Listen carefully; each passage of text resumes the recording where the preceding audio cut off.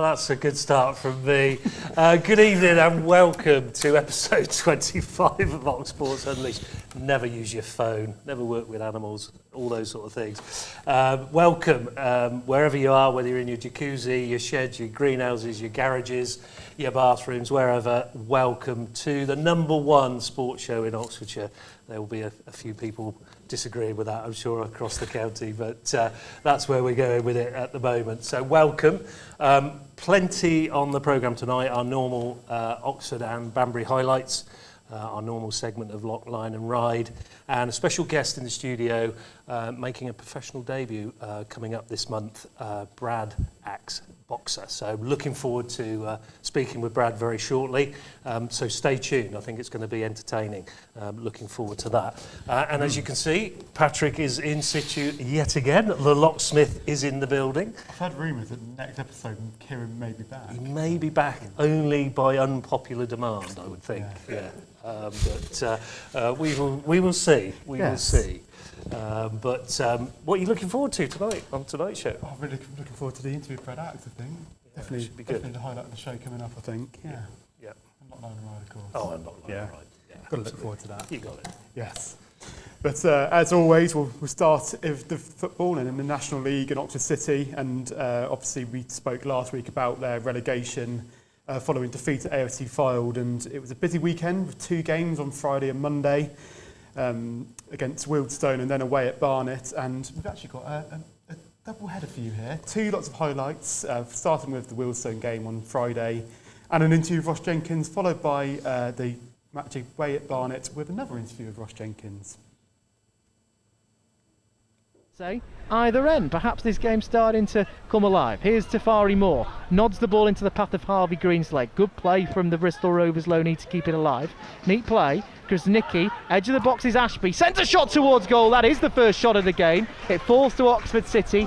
That's where this game sort of changed. Wealdstone were having the better of the shading proceedings early on, but now Oxford City are working their way back into the game. Brilliant touch by Josh Ashby, brings the ball forward, has Harvey Greenslade 25 yards out, ball on the left, Coyle, cross into the box, Parker's there ready and waiting, heads it into the ground, and Josh Parker scores for Oxford City. Mistake by Marcus Dewhurst. Josh Parker won't care, Oxford City won't care, because there's 24 minutes on the clock and City take the lead at the Roar Charging Stadium. Who will stand in front of Ashby. Apart from that, everyone forward for City, apart from Moore. Cross in towards the box, in towards goal, and it's flashed just wide by the head of Giles Phillips. They've got an opportunity to equalise here. It looks as though Max Kretschmar is going to be the man to take this. The referee's whistle goes. It's a 3-man wall for Oxford City. 25 yards out, over the wall, just over the crossbar, onto the roof of the net. Can't give him too many of them, Alarakia, because one of them are going to punish you. But here's Krasnicki, bursting forward. He's having a really good start to his full debut. And shoots! Tipped over the bar by Marcus Dewhurst. Great. The referee keeping a keen eye on goings-on in the box. Ashby to take, puts his hand in the air, crossed in towards the box, looking for Phillips, he gets his head to it again. Brilliant ball and a brilliant touch from Mason, and Wealdstone have an opportunity here. Alarakia inside the box, sorts his feet out, it drops to the back post, and everyone up pretty much, just a couple of players lingering on the edge. Dyer, in-swinging ball in towards box, and it's again not away from goal, and again an opportunity missed. I think Ross, Oxford City 1, Wealdstone 0. A win that perhaps has been coming, but do you see that as well? Yeah, I thought it was a real solid performance all round, really. So we know where we are. We want to put in a real good, solid performance. Today the boys gave everything and we got the result I believe we deserved. And I think it just shows, when the boys stick together and the morale continues and the atmosphere continues and the music's always on, it shows the boys really dig in for each other. And today was a real solid performance all round. He's in a good college system, playing decent level of football. As the ball is broken away here and now, it's a good opportunity for Oxford City. 2-on-2 for a moment, in towards Harvey Greenslade. Greenslade with the shot straight in towards the side netting. Kabamba flicks it on. Stead now. And clearance from O'Connell. Little flick forward and I think Ashby's onside. He is. Ashby with the shot straight in towards the chest of Josh Keeley. Having a bit of joy down the left-hand side as they keep going.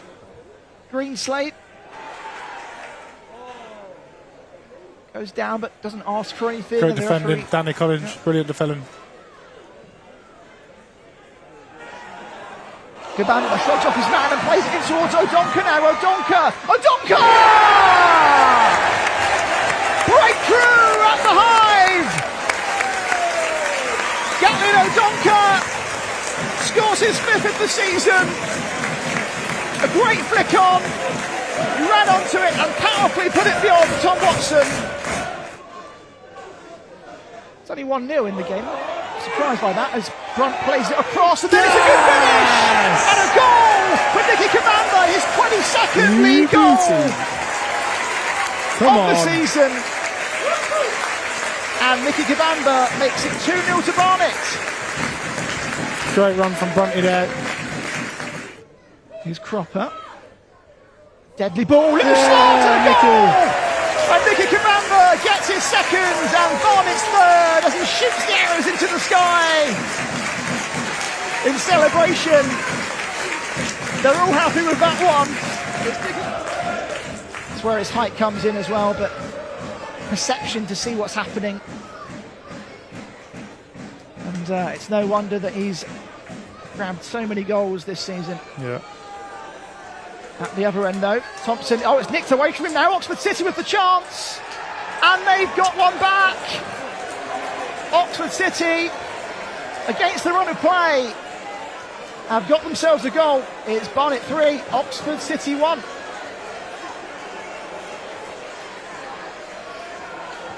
Ross, another battling display from your players who, again, ran through brick walls, but another game where unfortunately a big refereeing decision has overshadowed things.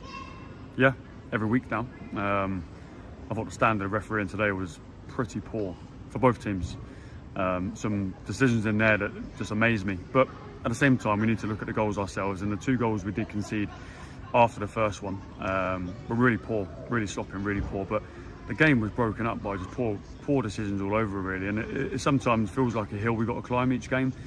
Because first half I thought the quality of both teams was quite poor as well, so there's not much in it, but that goal was a deciding factor for their momentum. It's just not really good enough. We get it each week now, we get the sorry emails and letters and all that rubbish that goes with it. But you know, we've got to say something, because the boys are getting deflated each week from these decisions, so we have to say something, we have to raise it in the right manner. The boys are obviously frustrated, but it's important we take loads of positives today, because these are, you know, top of the league for a long time. And you wouldn't know who'd been relegated. You know, it was fine margins. So today, loads of positives, but to be fair, I think it's been overshadowed by some poor refereeing decisions. Ross Jenkins there reviewing Easter football for Oxford City.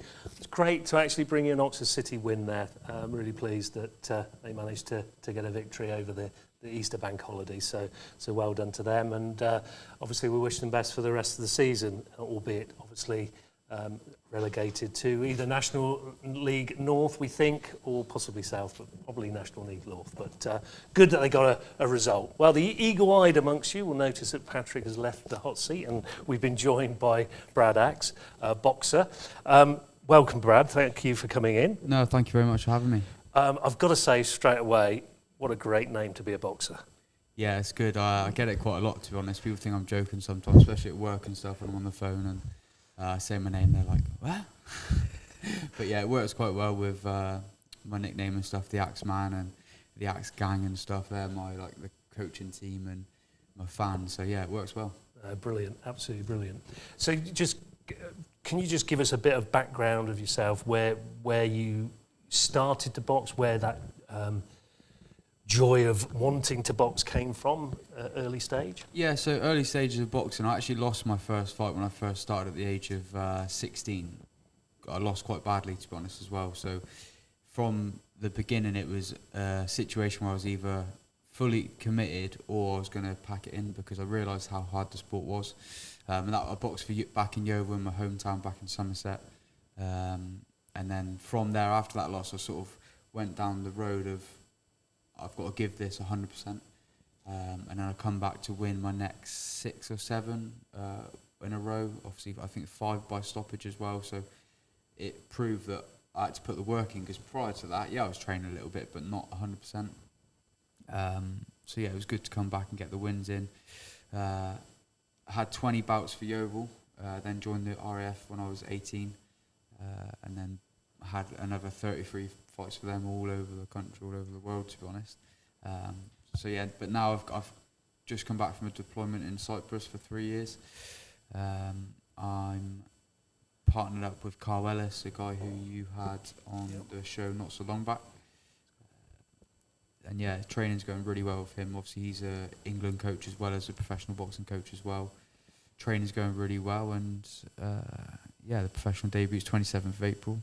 So things are heating up now. I'm fit. I'm ready to go now, and exciting times are ahead. Yeah. Did you have any sort of boxing idols growing up? Who did you sort of look up to? Or? From starting out boxing, obviously watching YouTube and trying to learn what my style was, Canelo Alvarez has always sort of been the person I've looked at for videos, or if I'm feeling like I want to just watch a fighter, that's who I'll put on. And my head movement, my aggression, and sort of focuses on that. So definitely him. You mentioned the RAF there. I believe that they've been a real support mechanism for you during this time. Yeah, massively.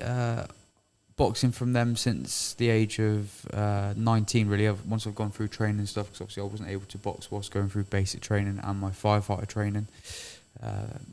So once I got into the routine of boxing for them, they've been great. Got some good experiences, boxing really good kids at elite level. When we go into our county championships, we box against the Army and the Navy, who obviously they're on a full-time team as well. When you box for them at the elite level, you're off work. You don't work as well as the RAF. You still have to go to work and do your day job. So it's a big competition. I was able to win the UK Armed Forces Championships 2022. So that was probably where it was my biggest achievement as an amateur boxer. And now on to bigger and better things. But very grateful for all the support from RAF boxing over the years. It's good, but it's time to move on and focus on myself now. Yeah. Was that the catalyst to go into pro, that win? I've boxed since then. My last fight I had out in Cyprus, like I say, I've posted up there for 3 years. COVID sort of slowed things down a little bit, as it did with the whole world. And probably would have had another 10 fights on top of that if it wasn't for that. But boxed out in Cyprus, my last fight in July, outside on a show that we organised, and it was a fantastic goodbye to amateur boxing. So I knew that it was time to come back. When I got posted back to the UK, I knew it was time to turn professional and put my all into the pro ranks. Coming on to that, because it's quite interesting, because you're juggling the day job, if you like. You've got a young family, I believe, as well, and obviously now going into pro. How are you finding that? I mean, it's probably early days, but it's early days. Obviously, it's my first full training camp as a professional boxer. I'm also back in September started a new, obviously the same job, still in RAF Fire Service, but an instructor at the Fire Service College at Morton in Marsh. So quite a busy job, delivering lots of different courses across Defence Fire Service. So it's busy and it's a lot more serious. It's an important job. Whilst, like I say, I've got a 5-year-old son at home, my wife as well, she's grafting at the minute more than anyone. She still works full-time as well from home, so she's running the show basically whilst I'm in training camp, and I don't get home till half 8 at night time, so I'm very grateful. I'm very lucky to have the support from her that I do, but I keep telling her that in the long run it'll be worth it when I'm winning titles and on the big bucks. She'll be the first to get some money. So. I love that positive mindset, the positive speaking. You've got to have that positive mindset. Absolutely. I feel like no matter what route you go down in life, you've got to manifest winning. Especially in boxing, you have to put your positive thoughts ahead of you and aim for what you're thinking of doing. So I totally agree with you. So you've got that support mechanism. So what What weight are you? What does the bout look like? I'm coming from a naive situation here from a boxing perspective. Yeah. I ask these questions, but it's great to hear because I'm learning more about new sports. So. No, it's good. So when I was amateur, I boxed at middleweight, which is 75 kilograms. In professional boxing, the weight categories alter slightly. So I'm still going to be middleweight, but my championship weight as a middleweight will be 72.5 kilograms. But my debut, because it's not a championship fight, it's not for a title, it can be basically not whatever weight I want, but it can be over that. So I'll be boxing at 73 kilograms, which is obviously slightly over, but it's also a day before weigh-in as well, because I'm on a really good promotion, top tier promotion, which is an up and coming. Johnny Clark is the promoter. He's doing a fantastic job. Really big show. I've had a media day last weekend, which is incredible, really. For me as a debutant, it's fantastic to be involved with anything like that. So, like I say, yeah, it's exciting things happening, especially to be on that show. And then I've got a day before weigh-in as well, which makes making weight a little bit less stressful. Obviously, it is stressful making weight, making sure you're bringing your weight down and stuff, but yeah, having it the day before makes it easier. Plenty more time to recover as well, rehydrate and stuff. Yeah. And then so I'll be doing 4 rounds for my debut, and then from there you can have as many 4-round fights as you like. If you want to build up and have 4, 5, 6 4-rounders, and then go on to 6-rounders, and then you build up to 8 and 10, and then obviously 10 and 12 are for like championship fights. But for me, just with I've had quite a few amateur fights, so I'd like to try and get straight up onto a 6-rounder after this fight. Have this fight, make a bit of a statement, who I am, what I'm here to do, and then straight up to a 6-rounder. Sounds like a real good plan, actually, going forward. Training regime, just you sort of touched on it there a little bit, but what does that look like for you? So, as I said, my coach Carl has been fantastic since we partnered up. He's makes training less stressful because everything's planned out. We've got an exact plan. We've got targets to hit training wise with regards to running, weight, times, who we're sparring. But an average week, I'd be doing 3 or 4 run sessions, which will include sprints. For example, yesterday my run was 16 sets of 10 seconds on, 20 seconds off, and then a minute off, times 4. So that's to almost simulate the 4 rounds that I'm going to be doing. So you're sort of hard work, rest for the 3 minutes, and then you rest in for a minute. It's really good. Anyway, so they have 4 runs a week that look similar sort of thing to that. A couple of sparring sessions a week. Obviously, we're travelling all over the place as well to get the best sparring possible. 2 tech sessions a week where I go down to the Carl Ellis's gym in Bicester, Ellis's boxing gym. He's just opened it up in his back garden. It's fantastic. It's got everything you need. It's really good. And then a couple of strength sessions. But those strength sessions from now really going to turn into a bit more of plyometric, sort of explosive strength and conditioning sort of stuff instead of heavy weights, just to get me ready for it. But yeah, it's been hard. It's been graft, and then I'll have a rest day on a Saturday, and then a bit more of a test run on a Sunday. But yeah, it's busy. It's busy, like I say, as well as working full time as well and running a house and stuff. So yeah, it's busy. Not easy. It sounds like you're replicating as much as you possibly can what you'll have in the ring. Of course, there's you see a lot of boxers. You see a lot of people going on long runs and stuff, and not making the heart rate go up and down. And there is time for that when you're bringing your weight down and stuff. But I need to be as fit as I possibly can for those 4 minutes. The 3 minutes for 4 rounds of that. And yeah, you try and simulate that as much as possible, even with regards to some circuits and stuff that I did. Like yesterday, I did a horrendous circuit. If Carl's watching now, he'll be laughing because I was almost throwing up. But that's what we like to see. Yeah, it was horrendous. But again, it's based on the 3 minute rounds. So yeah, I'm even now I'm fit and I'm ready to go. Sounds good. So diet then, I'm going to come on to diet. Yeah. What's your diet looking like? So I've at the been moment? very lucky. One of my sponsors, Quick Nutrition, a Cotswold-based meal prep company. So to be honest, the whole time throughout, I've been eating with them, and everything's macro counted, calorie counted, and it's easy because I don't really have to think much. I just go to the fridge. That's my meal. That's my meal breakfast, that's my meal at lunch, that's my meal at dinner time, and I make weight easy. The weight's coming down nicely. Like I say, I've got a couple of kilograms left to lose, but I've got just over 3 weeks now, so not stressing at all, which is a nice place to be be honest. Yeah, in a good headspace as well. Definitely. Yeah, good stuff. So when does this all kick off for you? I suppose it's kicking off now, isn't it? You're doing bits here and there. But even doing things like this, Yep. doing that media day the other day, interviews with other people, it's sort of shown me now what professional boxing's like, and I'm loving it, to be honest. The attention's good. The social profile as a professional boxer is massively what it's about. If I can sell tickets, I brought some tickets in the car, so if you guys want to come and watch, then let us know. But it'd be a good experience to come and see what a professional boxing show is actually like.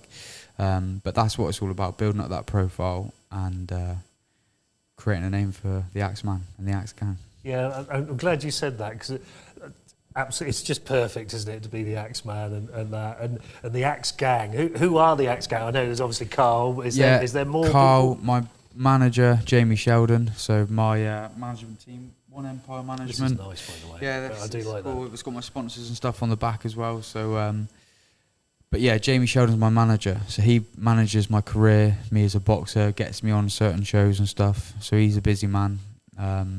And then obviously Carl's my coach. So they're the Axe Gang, but the Axe Gang is also like my fans as well. So my plan is to get I've got T-shirts of these as well, to get them made, and then they can be dished out for everyone that buys a ticket and stuff if they want one. So you've got a bit of a following at the moment. You're hoping to increase Yeah, that, obviously. I've done quite well ticket sales as well so far. Again, so obviously originally I'm from Yeovil, train out of Bicester, but originally from Yeovil. So I've done, bearing in mind Yeovil to Brentwood's a bit of a trek. So I've got a coach going from Yeovil as well. Hopefully get that filled. But yeah, the Axe Gang's growing. He's growing. It's a great statement, that, actually. I love it. With that, I mean, with boxing, everything that goes with it, you know, your wife's okay with that, your parents are okay with that. Are they sort of If you asked my mum and dad 10 years ago if they were okay with it, after that defeat, I don't think they would be okay with it, to be honest, because it was a nasty defeat. There was blood everywhere. It was horrendous. However, if you ask them now, they wouldn't have put me down a different route. I think boxing has made me be the person who I am today. Put me into the route of being disciplined. I think that helps massively with my military career as well. Who I am as a person. Now, more importantly, who I am as a dad.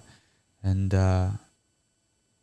it's a nice thing, that is who I am as a dad, to not push my son into boxing, but push him into be a good person, you know. So yeah, definitely, it's a good thing.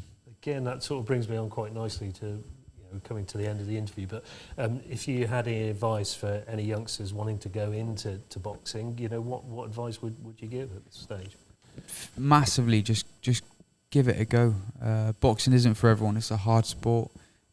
It takes a lot of dedication, commitment, and I know it's a very cliched thing to say with boxing, but it is. You miss family gatherings, you miss birthdays, you miss partying, especially when from a young age, when you're 14, 15, 16, you're growing up and you're subject to going to these parties stuff. Yeah, it's hard, but down in the long run, it will be worth it. And then just give it a go. That's all I would say, is give it a go, and make sure you find the right coach as well, because there's a lot of clubs out there that can help you. England boxing coaches are fantastic, and just find a local gym and give it a go. Yeah, there you go. You heard it here first. Because if you're interested in getting into boxing, then give it a go. It's fascinating listening to you there, Brad, giving us your story through. Just give us the last thing then. Where is it? When is it? What's the time? And what are you coming out to? That's what we all want to know. What are we coming out to? So it's 27th of April, the Brentwood Centre, top tier show. I'm not 100% sure what time I'm on yet, but the show starts at about 5 o'clock. So be there, give me a message if you'd like tickets, and we can sort out. But my ring walk entry song is going to be Feed 'Em to the Lions by Solo 45. I've had it a few times as an amateur, and it's a good one. So yeah, you'll hear it there on the night.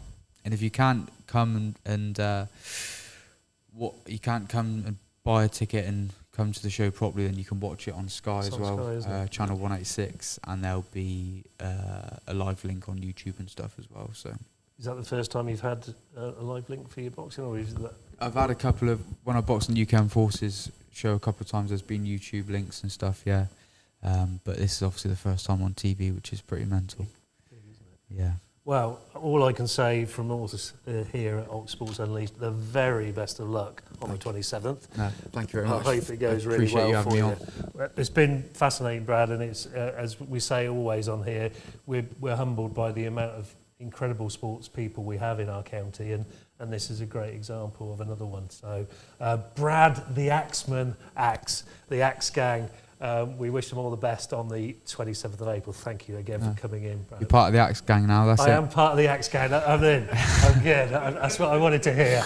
I think I've made it now. I really have. So that's really good. Thanks, Brad. That was absolutely superb. That takes us on to our normal segment of our firm of solicitors, Lock, Lyon and Ryde, or as I like to call them, the BGs. So Robin, Barry and Morris are on this week. Here's Lock, Lyon and Ryde. Well, it's time to welcome my two guests, Paul Lyon. Hi, Paul.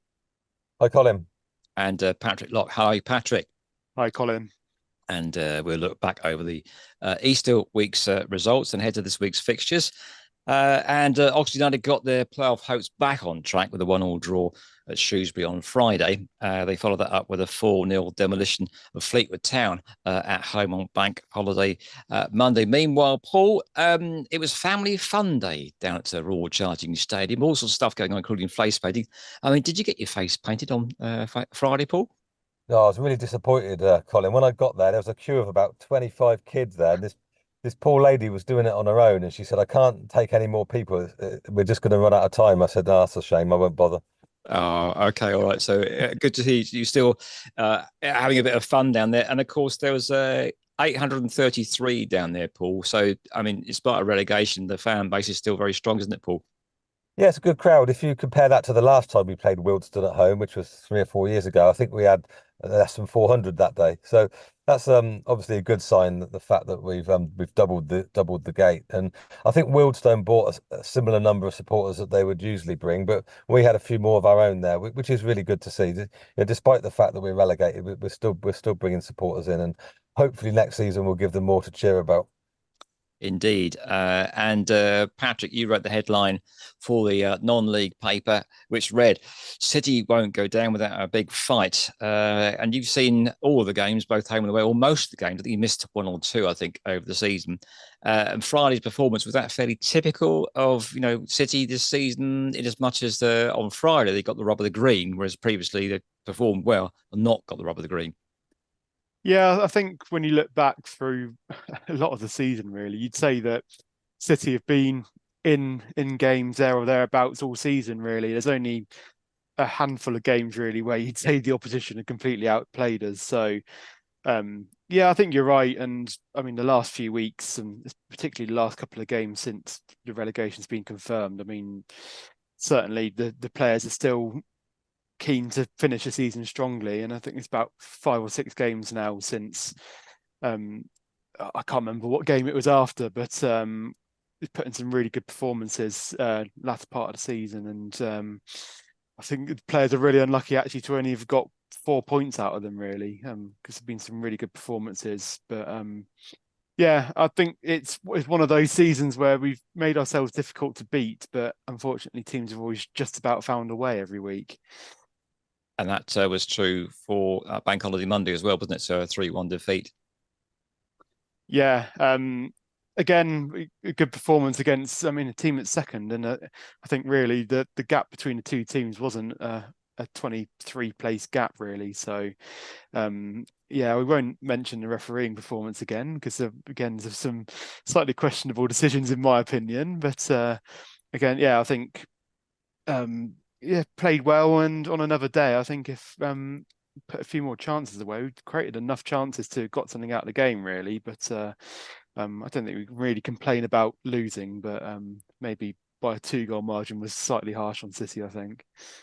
Meanwhile, Paul Banbury's woes continue with the pitch flooding yet again on Friday, and some pretty, I think, stringent correspondence in the non-league paper on Sunday, complaining about the league not extending the season and the amount of problems that's going to give both players and fans, as they probably will have to play and go and watch, 2-3 games in 7-day period to win the season. Yeah, there's two sides to the argument there, Colin, isn't there? Because, yeah, it's been a unprecedented season in terms of the rain. It hasn't stopped raining since about November, has it? And there are a lot of teams at the moment that have got 6 or 7 games still to play, and they're playing 3 times a week at the end of the season. The problem you've got, though, if you extend the season, you've got to extend the players' contracts, which means you have to pay the players more money. And lots of clubs haven't got the funds available to extend. So the league have to make a decision between, is it fair to extend the season by another week and make clubs pay more? Or do you stick to the rules and end the season on time? And I guess if, imagine if we're Oxford City, we've played every game at home, no game is postponed, and we're on time. But if we've got an opponent like Banbury, for instance, who suffer from a lot of flooding, if we have to extend our players' contracts by another week or two to play at their pitch, we'd be complaining, wouldn't we? Because we don't want to extend because we haven't cancelled any games. So it's a difficult scenario. I mean, it's really unfair. If you're in a playoff situation, or if you're in a relegation situation, if you've got to play 4 games in 7 or 8 days, that's not really very good for anybody, is it? And it's just unfortunate this season that we've had so many postponements. Not a lot can be done, and I guess the league just have to do what they have to do. And it's happened to City in the past, hasn't it, Patrick, where we've had 4 games in a week before? Yeah, I remember a few seasons. I think the first season I started watching City back in 2013-14, and I think there was a couple of weeks of Saturday, Tuesday, Thursday, which amazingly we ended up being a run which saved City from relegation. So yeah. I think Truro City are the big one, aren't they? They got 9 games remaining, 1 away, 8 at home. So just crazy, really. Yeah, it is a bit crazy. Okay, thank you very much indeed, Paul. You can probably see that Paul is actually on his way back from London. He's never let us down with these broadcasts before. He's broadcast from Newcastle baggage area, I think, and Heathrow baggage reclaim, and somewhere, I think, on the M25, Paul, or not tonight? No, just off the M25, yeah. Anywhere is fine for me. I'll just pull over on the lay-by and find a signal. Okay, Paul, thanks a lot for your time, mate. Safe journey back home. We're back to Patrick Lock now. So, Patrick, can you take us through the rest of the weekend's results, the tables, and what's next on the Oxfordshire football fixture list? Patrick Lock, please. Yeah, a bit of a bumper edition this week, with obviously 2 rounds of fixtures over the Easter weekend. And I know in recent weeks you've been trying to scrape the barrel a little bit for some good news, but the good news for this week is there is a bit more positive news from the results around and about over the long weekend.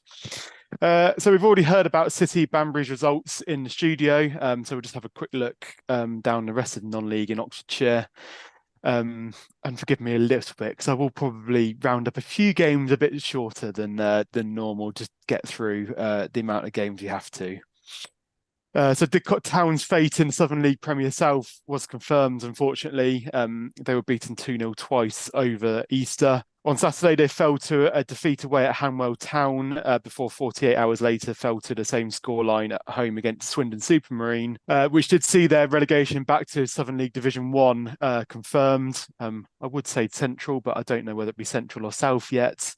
You can tell it's an Oxford City fan speaking, because it's always a question as to which league you're in when you get down to the regional divisions. Obviously, you heard a lot from Jamie Heapy over the last few weeks, and his frustrations at good performances not quite getting the rewards that they deserve. And we'll hear from him again now in what he said after their game on Monday. Disappointing end, a cruel end to another game for sure. Yeah, same old story, innit? Same old story. 10 men. Got beat at home again. 10 men. Dorchester did it. The team's done it, but I mean, we did alright. We had a lot of the ball, but we didn't really cause them too many problems. I don't think the goalie had much to do, to be fair. Like I said in there, we shoot, our shots from 20 yards all game mostly, but it's not good enough. Disappointing because we wanted to win today, obviously, and we went for it with the subs and we a bit more attacking threat further up the pitch and try to get Pat more advanced and Harry on and Robbie and tried to have a go. And I felt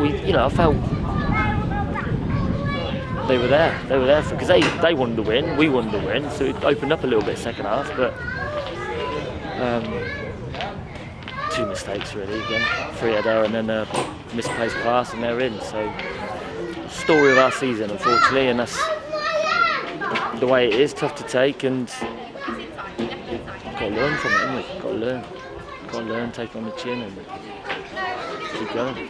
So Saturday's results in the Southern League Division 1 Central unfortunately weren't too much to shout about. All three Oxfordshire sides were left beaten.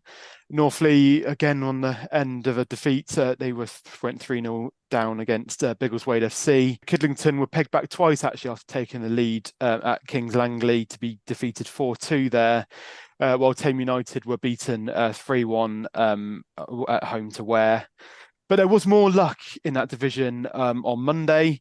Kidlington winning the Oxfordshire derby against Northley and actually winning by the same scoreline they lost against on Friday. But Northley, they took the lead twice early on through Connor Barrett in the first half, but twice Kidlington struck back through Jack Gardner to make it 2-2. It was looking like the spoils might be shared in that game, but a very late goal from Charlie Bacon, about the 88th minute, I think it was, saw Kidlington go ahead, and then a late stoppage time goal saw Ben Richards seal the points in that 4-2 win at Yarnton Road. And we can hear from manager Ben Sadler following that game, his first win back in charge of the side. A game of two halves, but a victory nonetheless. Yeah, we just about got there. We just had to be positive and patient. We knew we'd get chances, and hopefully it'll do wonders for the group coming from behind to win a game of football. The game was cagey at times, especially in the first half. But what did you say at half time to spur the lads on and find a way through? It was just about sticking to the game plan and being calm.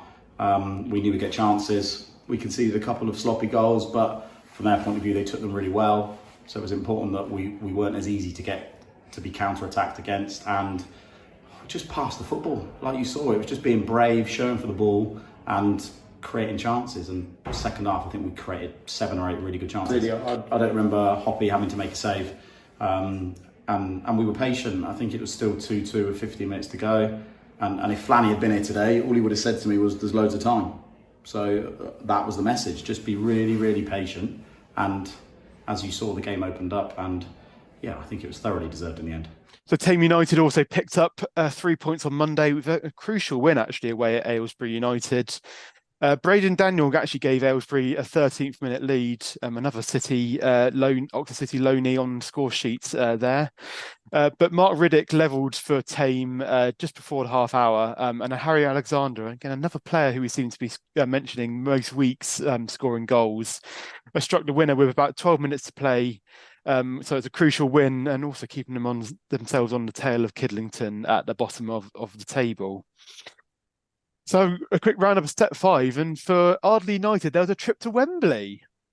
It wasn't quite that Wembley, but it was a side that plays in the Combined Counties Premier North just down the road from the main stadium.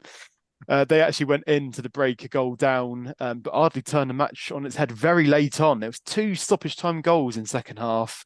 They equalised in the 92nd minute through Nate Robinson before 94th minute, Tom Rowlinson nicked all 3 points. So, a very good stoppage time for them there to nick the 3 points there, which I'm sure left Wembley wondering how they didn't get anything from that game. They were also in action on Monday. They faced Risborough Rangers but fell to a 2-1 defeat there. There was 2 wins for Milton United over the weekend, so a good turn, a good points tally for them there. And they found themselves 2-0 up inside 20 minutes on Saturday. Mickey McKernan gave them the lead after just 2 minutes before Louis Joyce made it 2-0 after 18 minutes. Hollyport did get one back just before the break there, but Liam Powell-Freeman puts the result just beyond doubt for them there, just before the 70th minute mark for a big 3 points there. And on Monday, even quicker start for Milton United. And Louis Joyce and Kieran Cooper both scored within the first 4 minutes of the game. So it's an absolute dream start for them there. Harry Thomas added a third on 26 minutes, so the game was pretty much sealed, and the impressive win just before the break. Just before the half-hour mark, really, not before the break. So an impressive win there. And we can hear from Milton manager Christian Lawrence to hear his thoughts on that very successful weekend for his side. Joined by Christian. Christian, been a while, but 2 games back to back. Congratulations. Thoughts? I don't think I said to the boys before, I've never won 2 games in a bank holiday in my life. So I think, like we said to the boys, that we've come from conceding 3 goals a game average to playing against Burnham, which we probably should have done better, and then we performed so well today in the first half that the second half allowed us to just relax, probably over relax, but at the same time it allowed us to sort of save the players' legs for next Saturday. What did you say to them before Hollyport? Obviously we've been on a bit of a losing streak, to finally get some goals, turn it around. What was said during that time? Just taking the pressure off. I think we started so well at the beginning of the season, so we thought we're going to get playoffs. So then when we lost games, we played a bit arrogant. So we just said, just stop thinking about that and just play game for game, start respecting the league and realising we're not as good as we think we are, and earn the right to play in games. And I think that's what we did for the last 90 minutes. So the other game in that division, and Wannerton and Crowmarsh were only in action on Saturday, and they did fall to a 2-0 defeat against Flackwell Heath. While in the Hellenic Premier, Wantage Town, they were only in action on Easter Monday, and they welcomed former National League North side Worcester City to Alfredian Park. They had a good performance and got themselves ahead, and then back to 2-2, but did see them. A late goal did see them go down 3-2 against the leaders of the Hellenic Premier, but Wantage still very much looking to try and pull off the great escape in the Hellenic Premier, and obviously hope that they can do that after some positive results of late. At step 6, there was a win for Kidlington Reserves. They beat FC Bristol 4-1, while Abingdon United were victorious by 4-0 scoreline. John Mills opened the scoring before Josh Richardson added a second just before the break. Richardson making his debut for Abingdon, so a debut goal for him there. Casey Highmore scored a third just after the break, and Harry Ackland completed a convincing win with about 20 minutes to play. So 2 good results in the Hellenic Division 1 for our sides there. And finally, on Sunday, there was just one game. Oxford United women victorious 2-0 away at Billericay Town. Lacey J. Legit and Shauna Jenkins were on target for the U's there as they picked up another win in the Women's National League South. So that's it for the action. So we'll just have a quick look at the league tables before we see what's coming up. And obviously these are the league tables after the weekend's action. So Saturday and Monday's games. And obviously to stress that anything you may see on the screen may be different if there's been any midweek games. So I will stress that this week. So starting in League One, and Oxford United sit just outside the playoffs at the moment, just on goal difference. So they're 7th in League One. City remain bottom of the National League, and unfortunately, after Monday's defeat, it's now confirmed that they will finish bottom of the National League in their one season. Banbury United still 22nd in the National League North, but that gap's getting bigger between them and safety, and now 10 points adrift to safety. So time's running out for them to put out a run to get themselves safe for another year. Didcot Town still bottom of the Southern League Premier South, and like I said earlier, their relegation has now been confirmed. Northley dropped to 9th in the Southern League Division 1 Central, but Kiddington and Tamar have both climbed a place in Division to 17th and 18th, with Kempston Rovers dropping to bottom of the league, which, so as I say, there's 2 huge results for those sides on Easter Monday to hopefully keep them both safe in that division.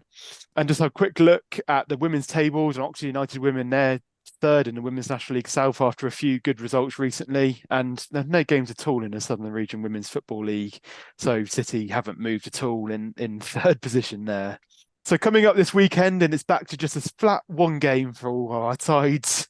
Oxford United, they travel to Burton Albion in League One. And I say a game for all of our sides. Oxford City not in action, as they were due to play Bromley at home, but Bromley are in FA Trophy semi-final action. So that game's been pushed to later in the season. Banbury United, they're at home. They host Kings Lynn Town in National League North. Didcot Town on their travels. They head to Sholing in the Southern League Premier South. Northley host Hadley. Kidlington travel to Ware. And Tame host AFC Dunstable in the Southern League Division 1 Central. And finally, there's no women's action on Sunday. Both Oxford United and City are without a game. And I think that's all, Colin. So I'll hand back to you before maybe hand back to me, I guess. Yeah, I think that's right. That does wrap up this review of Oxfordshire football. Thank you, Patrick Lock and Paul Lyon. And back to you, Patrick Lock, in the main studio for much more Ox Sports Unleashed.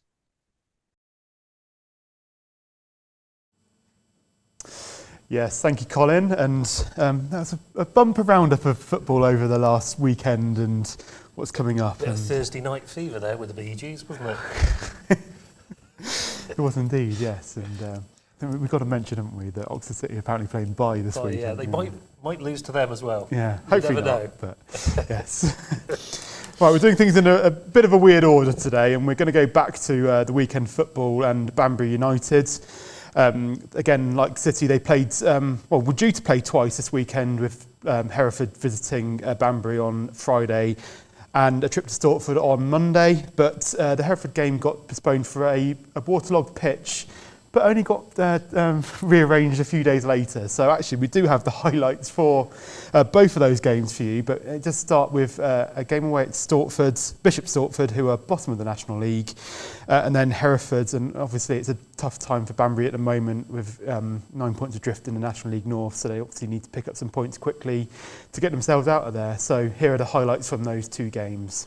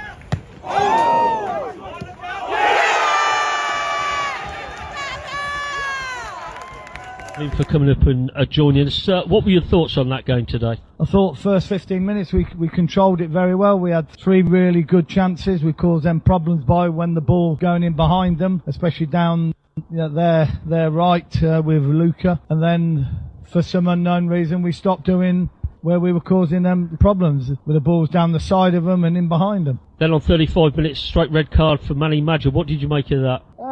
Like I said to the referee at half-time, they give the lad a yellow card for a throw in the face, and I think he's reacted to everybody around him, really, and he's then produced a red card, and that's a big turning point in the game. I think the tackle was, I suppose if you say it's reckless, it's mostly a red card. Is that what the referee said to you? Reckless? Well, I didn't really, as you know, nowadays you can't say too much to them, but I just asked the question, how comes the lad gets for throwing his arm and hitting somebody in the face, and he just turned around and he said, well, I thought he threw him to the ground rather than chucked his arm at it.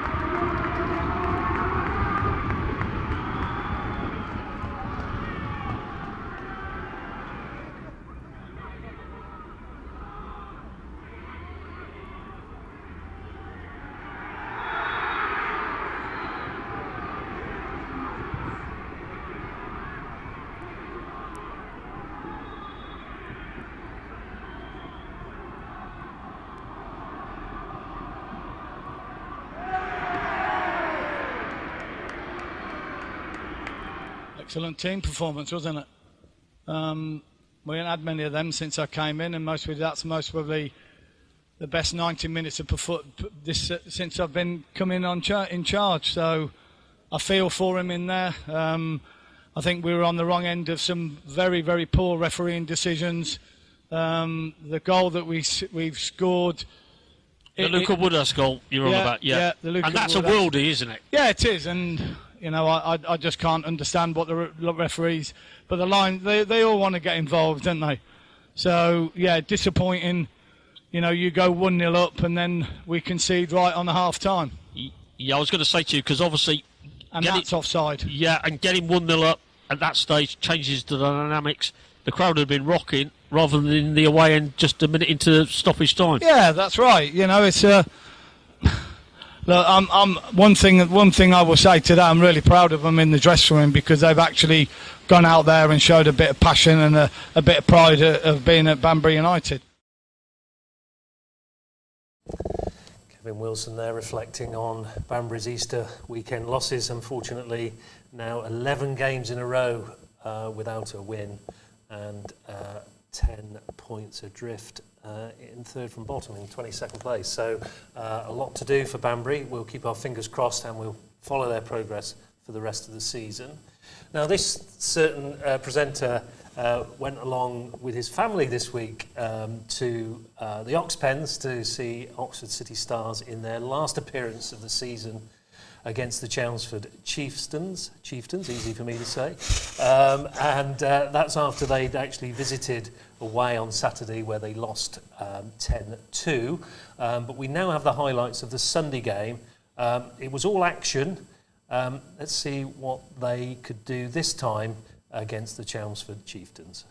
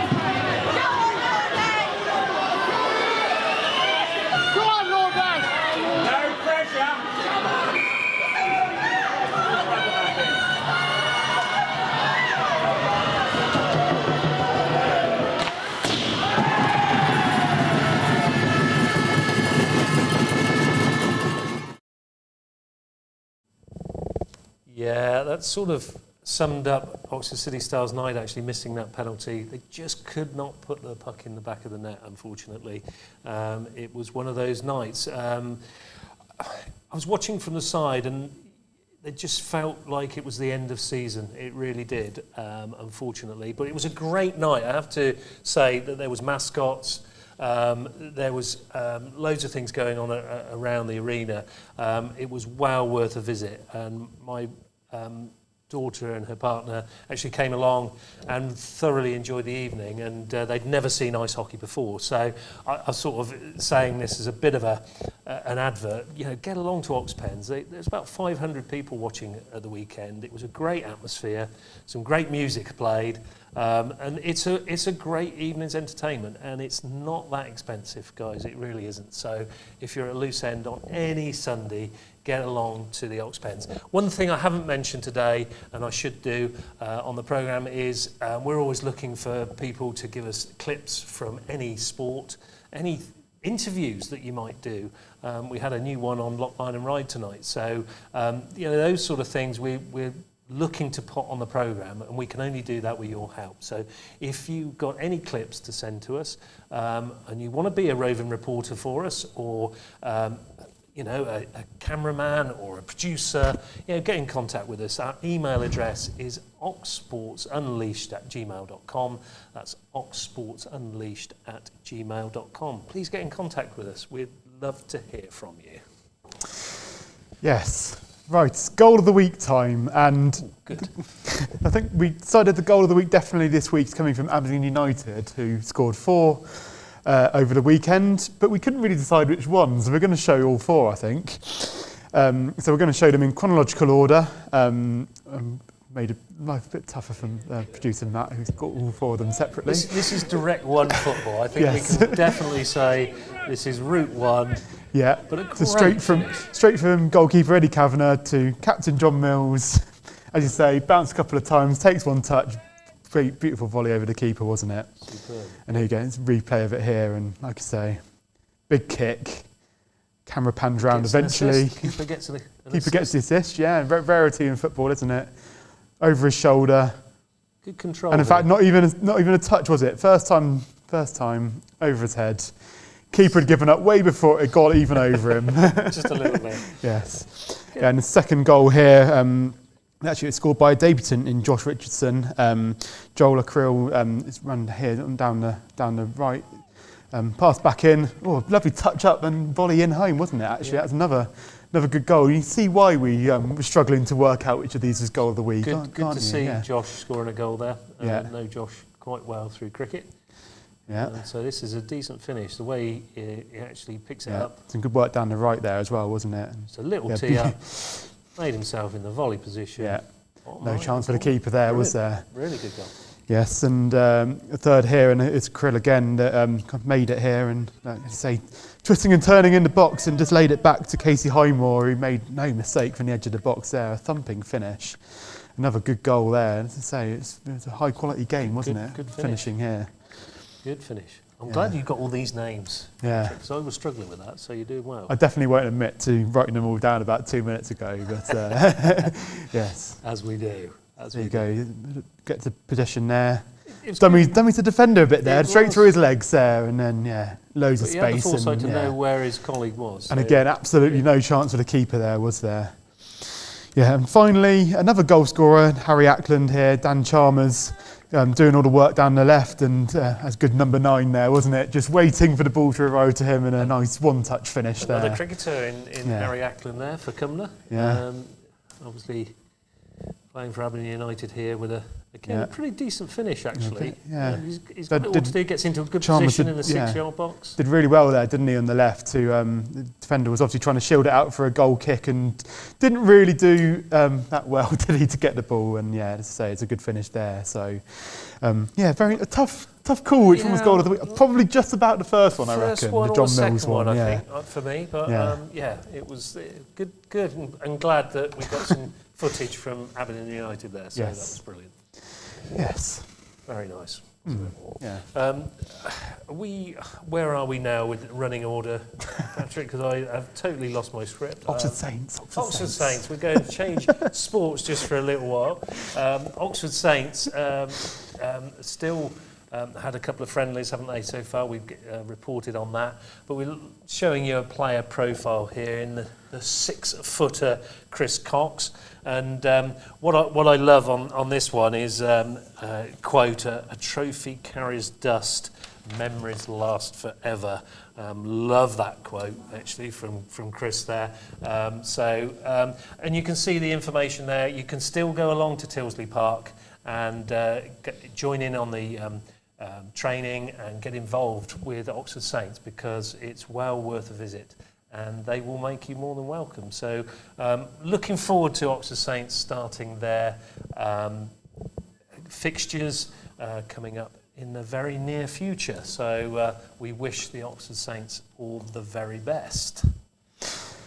Yes, and our videographer, Dan Smith, he commented on YouTube a while back, to me, to you, which I think he's referring to me and Colin at the end of Lyon and Ryde, but also feels like we're doing that bit of football today, doesn't it? Because we seem to do a bit of football, go into something else, go back to football, and that's exactly what we're doing again. As we've reached a stage of the show now where we look back at all the results, and again, a bit of a bumper results service for you this week with games on... I think games on most days this week. So here are all the results from the Easter holidays and also what's happened in the last couple of days.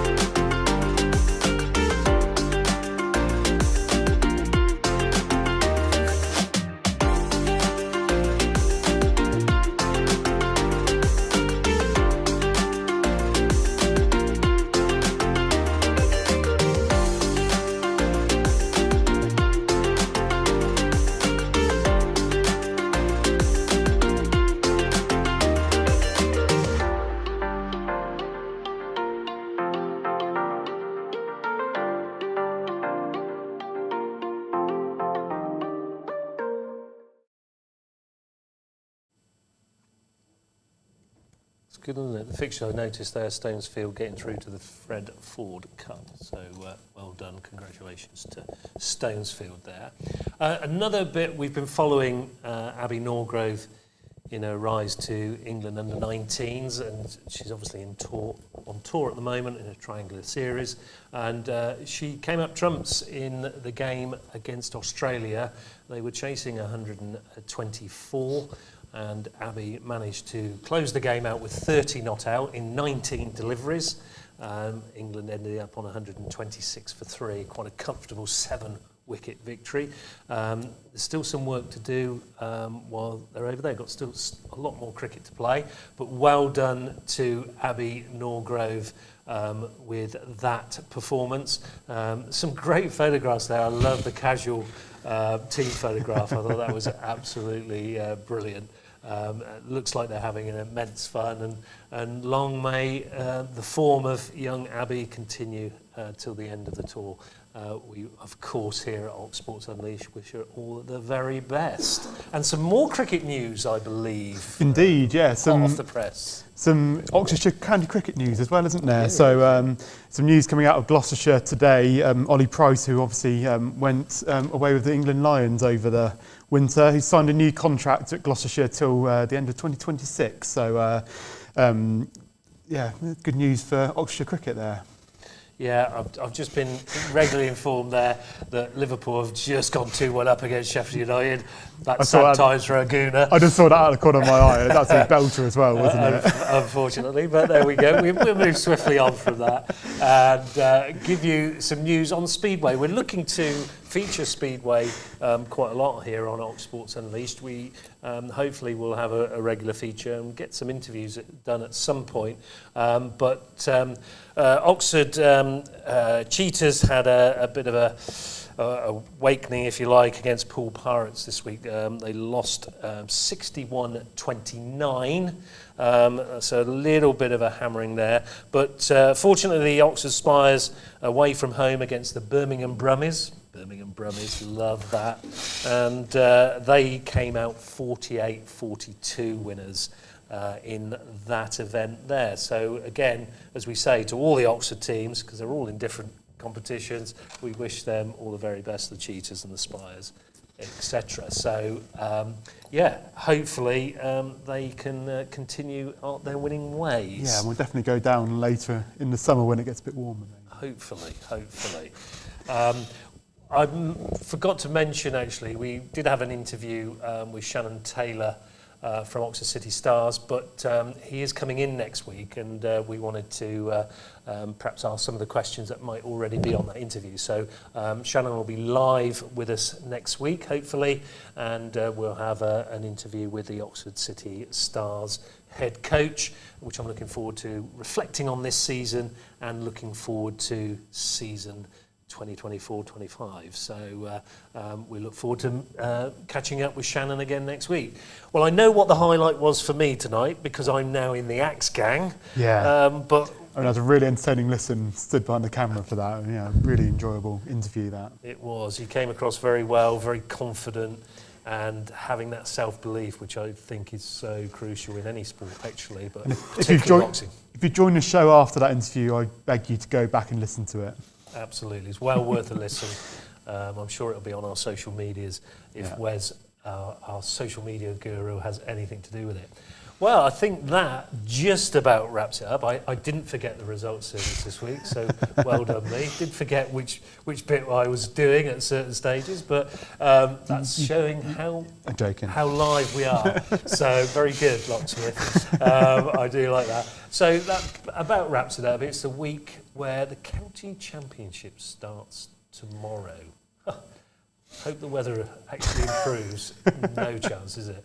I saw a picture today of some pitches in Lancashire. You would never get a roller on the pitch. It would just sink into the outfield. It is horrific, some of the pictures I've seen up there. So, well, and Worcestershire having to play their first few games away from New Road, aren't they? Yeah, absolutely. I did mention, I think, last week that I stayed in the Premier Inn overlooking New Road, and they've got this big tent over it. They're trying to dry it out and get the seeding done. It's quite a process there, so they're working tirelessly to get that done, that's for sure. But we wish all the county championships the very best, and hope they do get some cricket in tomorrow. Forecast not special, I don't think, but we'll see if cricket does get played. It'll be interesting. So that is it for Ox Sports Unleashed this week. Please join us again next week, where we'll show you some more. May even be a KDog in the seat. Maybe KDog, maybe not. Depends. Let us know. Do you want Locksmith? Do you want KDog? Like I say, we'll unleash some more Ox Sports. It's good night from me. Good night.